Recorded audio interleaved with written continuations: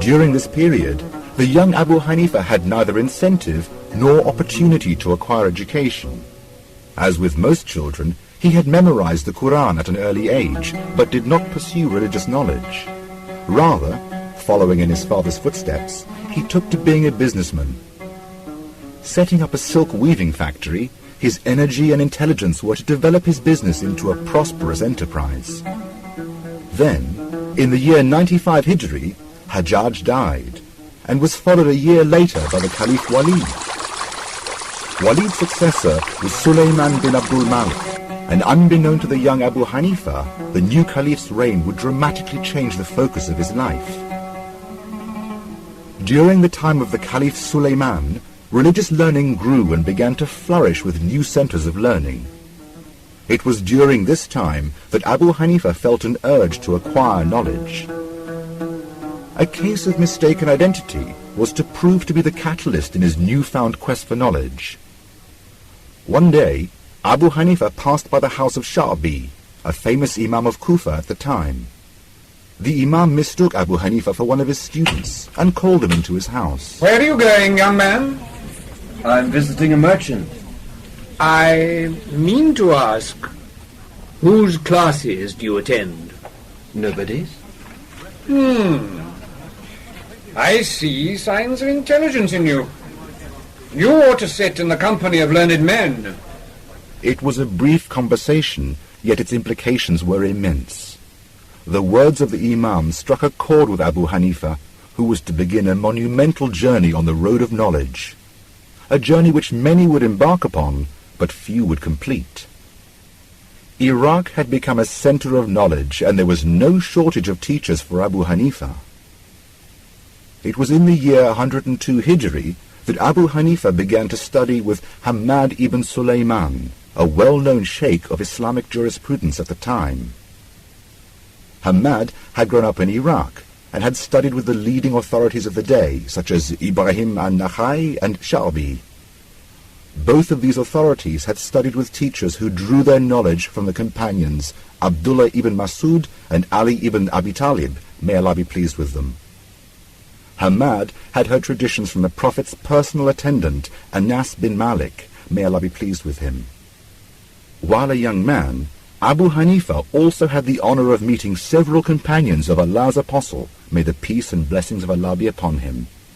The great Hadith master, Ibn Hajar al-Asqalani, confirms this. There were many companions still alive in Imam Abu Hanifa's day.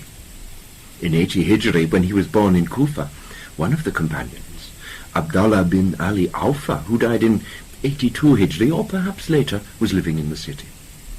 Ibn Sa'd has reported on good authority that Abu Hanifa met Anas bin Malik. The Imam was a contemporary of some of the companions and met a number of them, as reported by Ibn Sa'd. In view of this, Abu Hanifa belongs to the category of successors to the companions, a fact that has not been established in respect of the other Imams who were alive in his time. Abu Hanifa therefore has the honor of the title of Tabi'i, a name given to a successor of the companions. Although his meeting of the companions is confirmed, he never quoted a single tradition from them. The scholars of Hadith in Kufa would refrain from admitting anyone below the age of 20 into their classes, fearing that any student below that age would not have the maturity to understand the meanings of the traditions of the Holy Prophet, therefore lowering the risk of misunderstanding and misconstruing the narrations. This is what prevented Abu Hanifa from hearing traditions directly from the mouths of the surviving companions. In his early days of learning, Abu Hanifa spent much time traveling and acquiring knowledge from various sources. His main teacher was Hamad, whose school was the most popular in Iraq. Amongst his pupils were the most eminent minds and scholars of the day. Hamad, being a rich man, was able to devote most of his time to the teaching of his pupils. On the first day of attending Hamad's lectures, Abu Hanifa was made to sit on the left, the row for beginners. But within a few days, Hamad had pointed Abu Hanifa out as the student with the best memory and intelligence, and asked him to sit directly in front of him. Abu Hanifa attended Hamad's classes for the next 18 years until Hamad died. There were virtually no scholars in Iraq at whose feet Abu Hanifa did not sit. Islam had spread at lightning speed across the Arabian Peninsula and beyond, and with it the companions had dispersed to far and distant lands, taking their knowledge with them. In order to learn the various traditions, Abu Hanifa knew he would have to travel to various parts of the Islamic world. Basra had emerged as a rival center for learning. It had become a treasure house of traditions of the Holy Prophet, mostly due to the presence of Hassan al-Basri. Before long, Abu Hanifa made his way to Basra. Also present in Basra was Shu'bah, a companion of Hassan al-Basri and a great scholar in his own right. Soon, Abu Hanifa was attending the classes of Shu'bah, and it wasn't long before his intelligence was again noticed. Often, in his absence, Shu'bah would praise Abu Hanifa.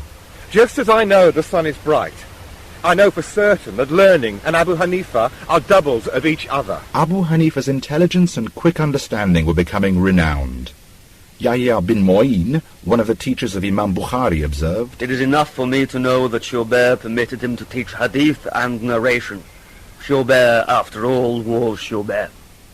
Abu Hanifa spent his time with other various teachers in different parts of Iraq, but now the time had come for him to travel to the holy cities of Mecca and Medina, the fountainheads of religious learning.